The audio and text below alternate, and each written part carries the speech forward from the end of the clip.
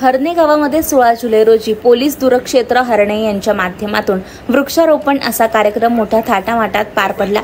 या कार्यक्रमासाठी हरणे पोलीस ठाण्यातील डी पवार तसंच नवाले यांनी काही दिवसांअगोदर हा कार्यक्रम राबवण्यासाठी खूप मेहनत घेतली। त्यामुळे आज हा कार्यक्रम चांगल्या प्रकारे यशस्वी करण्यात आला।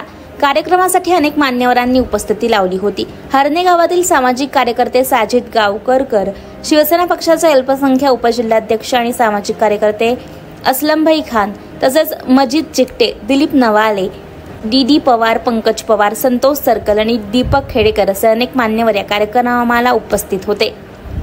त्यामुळे हरणे परिसरात या कार्यक्रमाची चांगली चर्चा रंगलेली आहे। Muzammil Jaitapkar, MG news, Ratnagiri.